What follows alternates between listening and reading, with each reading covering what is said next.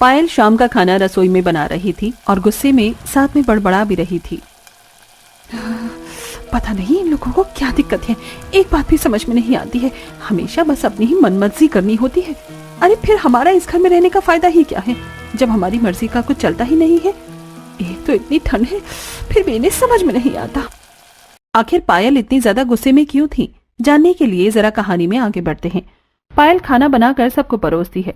सभी टेबल पर बैठकर साथ में खाना खा रहे थे। चलो चलो, खाना तो खत्म होने वाला है, अब खाना खाते ही सब जल्दी से ऊपर पहुंच जाओ, सोने की तैयारी शुरू करो, आज वैसे ही पहले बहुत देर हो गई है। हाँ मम्मी, चिंता मत करो, बस अभी खाना खाकर ऊपर बिस्तर लगा देंगे, मैं और भाभी दोनों मिलकर। ठीक है, पहले हम ऊपर चले जाते हैं, उसके बाद तुम दोनों बिस्तर लेकर ऊपर आ जाना। हाँ जरूर, यही काम रह गया है ना मुझे तो। सभी खाना खा लेते हैं और उसके बाद पायल और रिया दोनों मिलकर छत पर जाकर बिस्तर लगाने लगती हैं। दोनों बिस्तर बिछा ही रही थी, तभी वहां सामने वाली छत पर, जो उनकी दीवार से बिल्कुल दीवार सटी हुई थी, उनकी पड़ोसन बहू भी वहां पर बिस्तर बिछा रही थी। और पायल, घर का सारा काम खत्म हो गया? हाँ, सबने खाना पीना खा लिया है, अभी सबका बिस्तर लगा दूंगी, सब लेट जाएंगे, उसके बाद बस बर्तन धोने बचे हैं, जाकर वही धोऊंगी।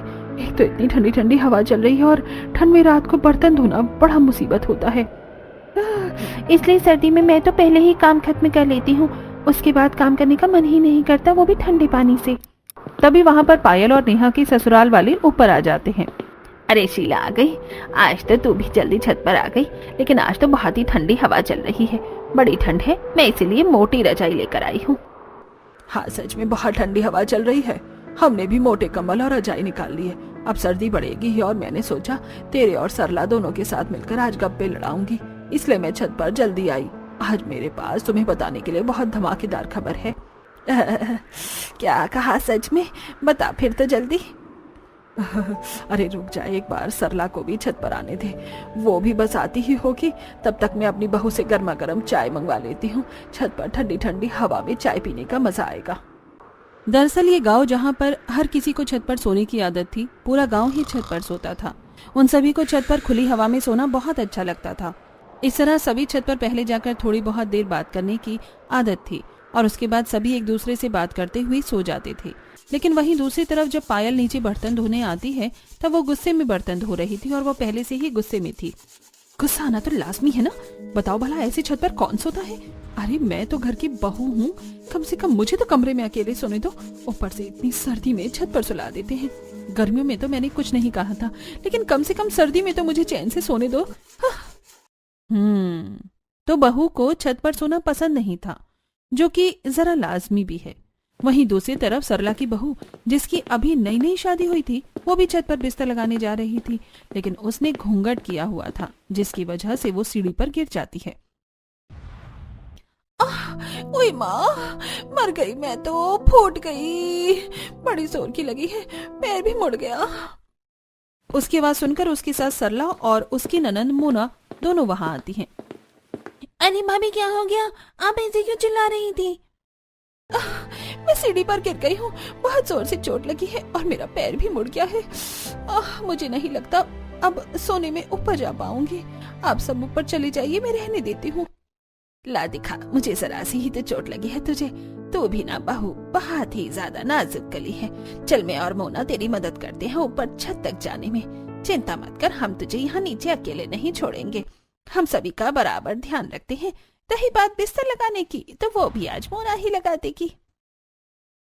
सरला और मोना दोनों रितु को पकड़कर छत पर ले जाते हैं। तब रितु मन ही मन सोचती है, चोट में भी मुझे नहीं छोड़ रही है। अरे कम से कम आज तो इसी बहाने मुझे नीचे सोने का मौका मिल जाता, लेकिन नहीं, एकदम जिद्दी ससुराल वाले हैं मेरे तो, सुलाना इन्हें मुझे छत पर ही है, ऊपर से यहाँ इतनी तेज हवा भी चल रही है, ठंड में तो मेरी कुल्फी ही जम जाएगी यहाँ पर छत पर। इस तरह रितु को भी जबरदस्ती छत पर ले जाया जाता है और हर कोई अड़ोसी पड़ोसी रात को छत पर खुले आसमान के नीचे बिस्तर लगाकर सोते हैं। यहाँ कुछ ऐसा ही था। इस तरह दिन गुजर रहे थे। वहीं पड़ोस में एक नई नवेली दुल्हन आई थी। तभी उसका गृह प्रवेश कर रहे थे और वहां पर सभी पड़ोसन थी। आजा बहू, गृह प्रवेश कर, अपने दाहिने पैर से कलश गिरा दे। पलक कलश गिरा कर गृह प्रवेश करती है। उसके बाद सभी कहते हैं, हाँ, स्वागत है हमारे खुले गांव के ससुराल में। एकदम खुली और ताजी हवा का एहसास होगा यहाँ। बिल्कुल सही कहा, यहाँ पर ऐसा खुला वातावरण कहीं नहीं मिलेगा बहू, जैसा हमारे गांव में मिलता है।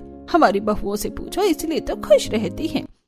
नई नवेली दुल्हन पलक को तो कुछ समझ में ही नहीं आता, लेकिन वहीं खड़ी पुरानी बहुएं कहती हैं, हाँ बिल्कुल बिल्कुल, हम तो कुछ ज्यादा ही खुश हैं यहाँ पर। हर रोज खुली हवा में सोने का हमें इतना अच्छा अवसर जो मिलता है, जिसकी वजह से हमारी रात की नींद पूरी नहीं हो पाती है। अरे कुछ दिन पहले मुझे चोट लग गई, लेकिन फिर भी जबरदस्ती मुझे छत पर लेकर गई है सुलाने के लिए। हाँ, और कल पूरी रात मुझे नींद नहीं आई। एक तो इतनी ठंडी हवा चल रही थी, ऊपर से मेरा कंबल भी इतना पतला था। आज भी मुझे खांसी जुकाम हो रखा है, लेकिन नहीं, इन्हें तो सिर्फ अपनी मर्जी चलानी है। सच में क्या ही कह सकते हैं इन लोगों को। अब अगले दिन जब पलक रात को सभी को खाना बनाकर खिलाती है, खाना खाने के बाद वो जब अपने कमरे में जा रही थी, तब उसकी सास उसे रोकते हुए कहती है, अरे बेटा कहाँ जा रही है? चल जल्दी से बिस्तर लेकर छत पर चल, वहीं पर हमारा बिस्तर लगेगा। ये बात सुनकर पलक को बड़ी हैरानी होती है। क्या कहा? छत पर? लेकिन ऐसा क्यों? अरे हमारे यहाँ ऐसा ही होता है। हमारे यहाँ पूरा गांव छत पर ही सोता है। छत पर एकदम खुली और ताजी हवा जो चलती है, छत पर सोने का जो मजा है वो कहीं और नहीं। जल्दी कर, सब लोग छत पर आ गए होंगे। ये बात पलक को तो बड़ी अजीब लगती है, लेकिन वो कर भी क्या सकती थी। जैसा उसकी सास ने करने को कहा, उसने वैसा ही कर लिया। उनके पीछे पीछे छत पर चली जाती है और चारों तरफ नजरें घुमाकर देखती है कि लगभग पूरा गांव ही अपनी छतों पर बिस्तर बिछा रहा था और आधे लोग तो सो भी गए थे। तभी उनकी पड़ोसन सुनीता कहती है, अरे वाह, हमारी नई नवेली दुल्हन भी आ गई छत पर। कैसे नहीं आती? छत पर सोने का मजा ही जो अलग है। वही तो, छत पर खुले में सोना जितना मजा और कहीं हो भी सकता है भला। वहीं दूसरी तरफ सुनीता की बहू मन में सोचती है, ये लोग कुछ भी अपने मन में खुद ही सोच लेते हैं, हमें अच्छा लगेगा, लेकिन इन्हें कौन बताए हमें जो छत पर सोना बिल्कुल भी पसंद नहीं है, लेकिन जबरदस्ती ऊपर उठाकर ले आते हैं। मैं तो पलक का सोच रही हूँ, बेचारी को शादी के दूसरे ही दिन छत पर जाकर सोना पड़ रहा है। पता नहीं मन में क्या क्या सोच रही होगी। सभी बिस्तर लगाकर सो जाते हैं, लेकिन पलक, जिसके लिए ये सब बिल्कुल नया था, उसे बिल्कुल भी नींद नहीं आती। वो आंखें खोलकर देखती है कि उसके पूरे ससुराल वाले आराम से खर्राटे मारकर सो रहे थे। वो बड़ी परेशान हो जाती है। यार, यहाँ छत पर कितनी तेज हवा चल रही है। मेरे ससुराल वाले नहीं, मुझे तो लगता है पूरे गांव वाले ही पागल हैं। भला ऐसी सर्दी में इतनी ठंडी हवा में छत पर कौन सोता है? सभी लोग कैसे खर्राटे मारकर सो रहे हैं? मुझे तो बिल्कुल नींद नहीं आ रही, मुझे तो बहुत ठंड लग रही है।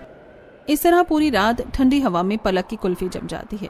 वो पूरी रात एक पल भी चैन से नहीं सो पाती और बस करवट बदलती रह जाती है। अगले दिन सुबह पलक सभी को चाय बनाकर देती है। ठंड में सुबह सुबह चाय का अलग ही मजा है। अच्छा बहू, एक बात बता, रात को तुझे मजा आया ना ऊपर सोने में? हे भगवान, ये कैसा सवाल हुआ? मजा तो आया ही होगा माँ। अब ठंड में यहाँ पर इतनी खुली और ताजी हवा में छत पर सोने का मौका मिलेगा तो हर किसी को अच्छा तो लगेगा ही। हे भगवान, मुझे तो मेरा पति भी बिल्कुल पागल ही लगता है। ठंड में छत पर कौन सोता है? इस तरह सभी गांव वाले हर रोज छत पर ही सोते थे, लेकिन बहुओं को बिल्कुल भी नींद नहीं आती थी। ना तो उन्हें बिल्कुल भी आदत थी छत पर सोने की, और ऊपर से उन्हें बहुत सी परेशानी भी होती थी। एक रात जब सभी आराम से सो रहे थे, तब पायल, अरे यार, छत पर तो इतने मोटे मोटे मच्छर हैं, लगता है एक ही दिन में ये मेरा सारा खून पी जाएंगे। अब क्या करूं? ऊपर से मुझे बहुत ज्यादा ठंड भी लग रही है। पायल को बिल्कुल भी नींद नहीं आ रही थी और वो आंख बंद करके दोबारा सोने की कोशिश करती है, लेकिन तभी उसकी ननंद रिया उसके ऊपर पैर रख देती है, जिसके बाद उसे गुस्सा आता है। लो जी, बस इसी चीज की कमी रह गई थी। मेरे ऊपर इतना भारी 10 किलो का पैर रख दिया है। सब इतना चिपक कर सोते हैं, बिल्कुल नींद नहीं आती है। पायल गुस्से में रिया का पैर उठाकर फेंक देती है और दोबारा सोने की कोशिश करती है, लेकिन इस बार रिया उसके ऊपर हाथ रख देती है। कौन सी मनहूस घड़ी में मैं आकर इस गांव के ससुराल में फंस गई हूँ। सिर्फ इस ससुराल में नहीं, इस गांव के किसी भी ससुराल में आना बेवकूफी है। इस बार पायल उसका हाथ हटाती है और उसके बाद वो उठकर टहलने के लिए छत के दूसरे कोने पर जाती है। तभी सामने उसे लंबे बालों वाली एक परछाई नजर आती है, जिसे देखकर वो डर जाती है और हल्का चिल्लाती ही है कि चुड़ैल। अरे शांत, चुप हो जा पायल, कोई चुड़ैल नहीं है, मैं हूँ सीमा। अच्छा तुमने तो मुझे डरा ही दिया। तुम अब तक सोई नहीं? अरे यार कहाँ, एक तो इतनी ठंडी हवा चल रही है, बड़ी ठंड लग रही है, ऊपर से इतने मोटे मोटे मच्छर काट रहे हैं, पूछो ही मत। सच में यार मेरा भी यही बुरा हाल है। एक तो मेरे ससुराल वाले इतना चिपक कर सोते हैं, मुझे जगह ही नहीं मिलती। ऊपर से इतनी ठंड में छत पर सोना पड़ रहा है जहाँ बिल्कुल भी नींद नहीं आती। सर्दी में तो इंसान को ज्यादा सोना चाहिए और हमें तो ढंग से रात को भी सोने को नहीं मिल रहा। सच में यार कहाँ फंस गए हम। इस तरह दिन गुजर रहे थे और उन्हें जबरदस्ती छत पर सोना पड़ रहा था। कुछ दिन बाद गली के कोने पर सभी पड़ोसनी इकट्ठा होती हैं।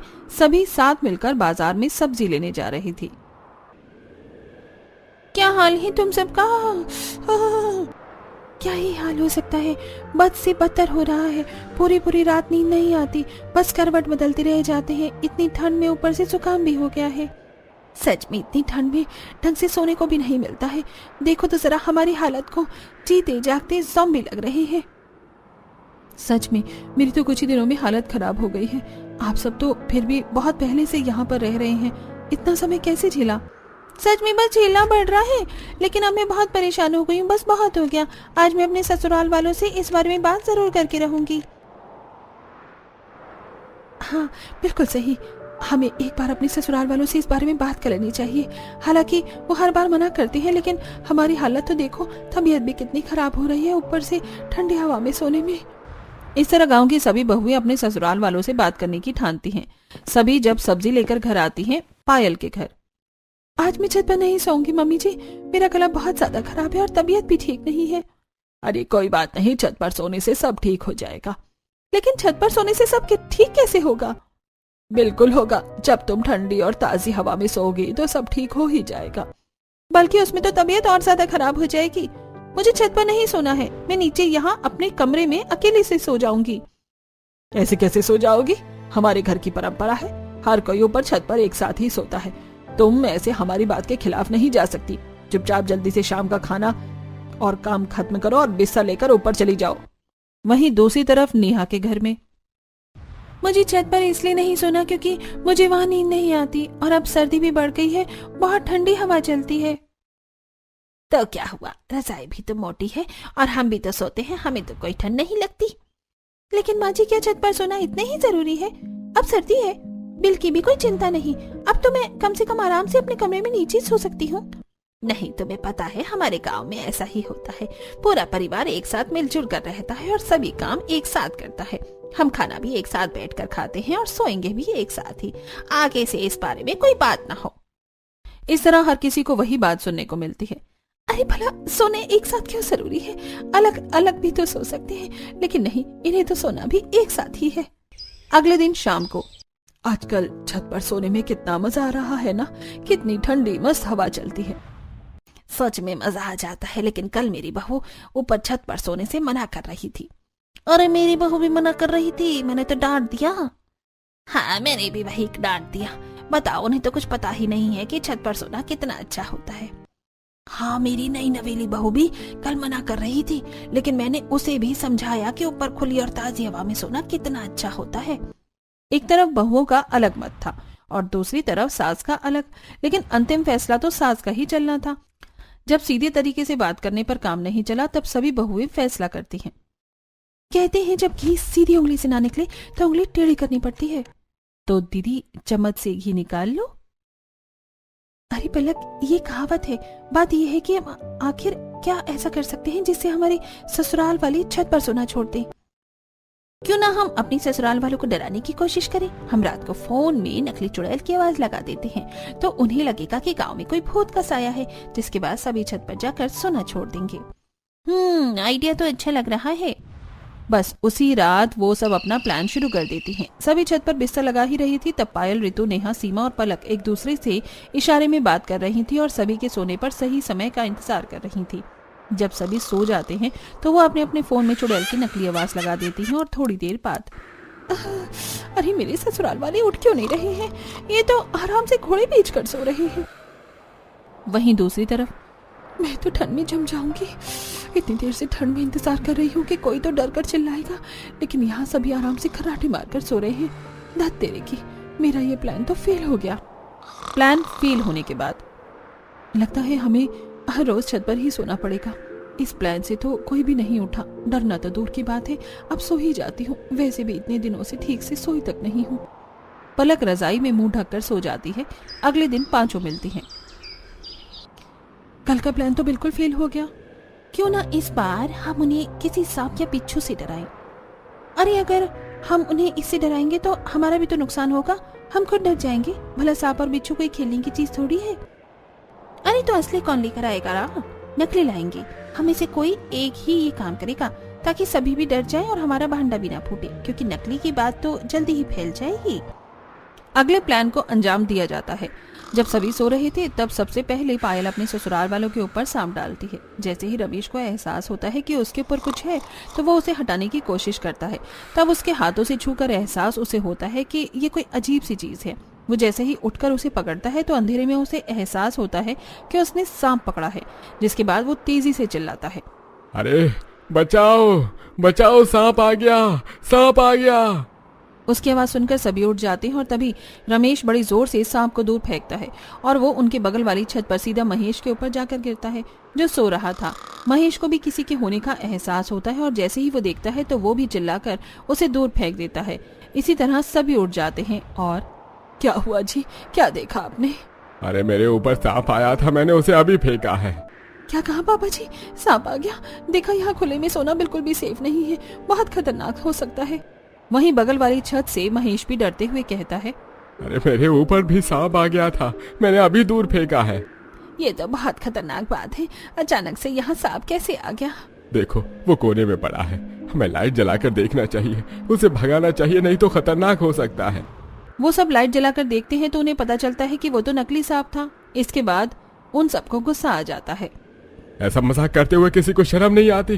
किसने किया है हमारे साथ ऐसा भद्दा मजाक? अरे सच में ये तो बहुत गलत बात है, किसी को ऐसा नहीं करना चाहिए। बताओ कितनी ज्यादा गलत बात है। अगर हमें पता चल गया ना ऐसा मजाक किसने किया है तो हम उसे छोड़ेंगे नहीं। सोते हुए भी कोई किसी को डराना अच्छी बात है क्या? उन पांचों को जब एहसास होता है कि उनका भांडा फूट गया है तब सभी नर्वस होती हुई कहती हैं, सच में आंटी जी आप बिल्कुल सही कह रही हैं। जिसने भी ऐसा मजाक किया है बहुत गलत किया है। हाँ बिल्कुल सही किया। भला ऐसे सब करना भी शोभा देता है क्या? वही तो बहुत गलत बात थी। ये तो शुक्र है कि असली सांप नहीं था, लेकिन अगर असली सांप छत पर आ जाता तो कितना गलत हो जाता। हम ऐसे बाहर खुले में नहीं सोना चाहिए, थोड़ा सावधानी रखनी चाहिए। हाँ चलो, शुक्र था कि यह असली सांप नहीं था और असली सांप आएगा भी नहीं। चिंता मत करो, हम इतने सालों से छत पर सो रहे हैं, आज तक ऐसा कुछ भी नहीं हुआ। बस किसी मूर्ख इंसान ने नकली सांप फेंक कर भद्दा मजाक किया है। यहाँ असली सांप वगैरह कुछ भी नहीं आने वाला, सब आराम से सो जाओ। इस तरह सभी अगल बगल में छत पर एक दूसरे को समझाकर और बात करते हुए वापस से सो जाते हैं। फिर से पायल भीड़ में सोते हुए सोचती है, अब इतनी ठंड में छत पर ही सोना होगा। हे भगवान, मेरा तो दूसरा प्लान भी फेल हो गया। मुझे तो लगता है बुढ़ापे तक मुझे छत पर ही सोना होगा। तभी रिया अपना पर पायल पैर रख देती है। हाँ बस इसकी और कमी बाकी थी। इस तरह उन सभी ने अब हार मान ली और उनके ससुराल वाले यानी पूरा ही गांव छत पर सोना नहीं छोड़ सकता था। लेकिन वहीं दूसरी तरफ हर किसी की अब तबीयत कुछ ज्यादा ही खराब हो रही थी। अरे मुझे तो इतनी ज्यादा खांसी हो रही है, समझ नहीं आ रहा क्या हो रहा है।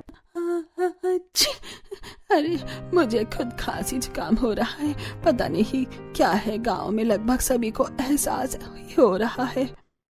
आप मेरी बात मानिए चाहे मत मानिए, लेकिन ये सब ऊपर छत पर सोने की वजह से ही हो रहा है। इतनी ठंडी हवा में हम छत पर सोएंगे तो तबीयत खराब होगी ही। नहीं, हम हर साल सर्दी में छत पर ही सोते थे, लेकिन पहले तो कभी ऐसा नहीं हुआ।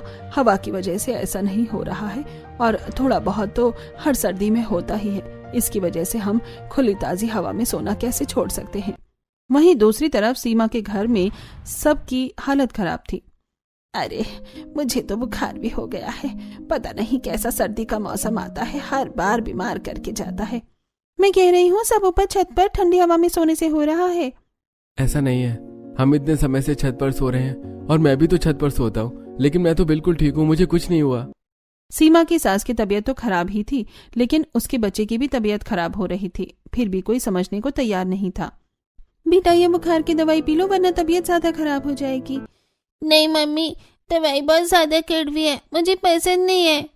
मैं जानती हूँ बेटा, दवाई कड़वी है, लेकिन तुम्हें दवाई तो पीनी ही होगी, वरना तुम ठीक कैसे होगे। अच्छा चलो दवाई पी लो, फिर मैं तुम्हें बहुत टेस्टी चीज खिलाऊंगी। जैसे तैसे करके बच्चे को समझाकर सीमा दवाई पिलाती है। सबकी तबीयत खराब थी, लेकिन फिर भी कोई भी छत पर सोना नहीं छोड़ रहा था। कुछ दिन बाद सभी के टेस्ट करवाए जाते हैं और लगभग काफी ही लोगों की तबीयत ज्यादा खराब थी। जब गांव का डॉक्टर ये रिपोर्ट देखता है तो वो अपने जूनियर डॉक्टर के साथ गांव में कैंपेन के लिए जाता है। वहां पर वो सरपंच के साथ मिलकर सभी गांव वालों को इकट्ठा करते हैं। तो बताइए डॉक्टर साहब, ऐसी कौन सी बात है जो आप हम सभी गांव वालों से करना चाहते हैं और जो बहुत जरूरी है? क्या कोई समस्या है? हाँ सरपंच, बिल्कुल बहुत बड़ी समस्या है जो इस गांव में हवा चल रही है। ये बात सुनकर एक बार को सभी गांव वाले घबरा जाते हैं। लेकिन ऐसा क्या है जिसकी वजह से सभी गांव वालों को खतरा है? मैं आप सभी को समझाता हूँ। देखिए, आप सभी बहुत समय से ही छत पर सो रहे हैं, जो कि बहुत अच्छी बात है। हमें ऐसा करना चाहिए। छत पर ठंडी और ताजी हवा में सोने पर हमारा शरीर मजबूत होता है और इम्यूनिटी सिस्टम भी अच्छा होता है। अरे बिल्कुल सही कहा डॉक्टर आपने, इसीलिए तो हम सभी पूरा गांव मिलकर छत पर रात को सोते हैं। वहीं दूसरी तरफ बहू वाला ग्रुप, ये डॉक्टर सटिया गया है क्या? हमारी मुसीबत कम करने की बजाय बढ़ा रहा है। डॉक्टर आगे अपनी बात कहते हैं। हाँ बिल्कुल, हमारे पूर्वज भी पहले छत पर सोते थे, क्योंकि पहले बहुत सारे पेड़ पौधे होते थे, खुली हवा होती थी। पहले इतनी गाड़ियां और टेक्नोलॉजी भी नहीं थी, लेकिन अब धीरे धीरे जमाना बदलने लगा है, टेक्नोलॉजी होने लगी है। अब घर में हर फ्रिज, एसी, टीवी और बहुत सी बाइक और गाड़ियां भी हैं, जिसकी वजह से हवा दिन ब दिन दूषित होती जा रही है। खासकर सर्दियों के मौसम में, जिस समय पराली भी बहुत ज्यादा जलती है, जो कि पॉल्यूशन का बहुत बड़ा कारण है। अरे बिल्कुल सही कहा आपने, लेकिन इन सब बातों का क्या तात्पर्य है? इन सभी बातों का तात्पर्य है कि अब जो आज की हवा है वो पहले के जमाने की तरह बिल्कुल शुद्ध और ताजी नहीं रही, जिसकी वजह से हमारे शरीर में बहुत गंदी हवा जाती है।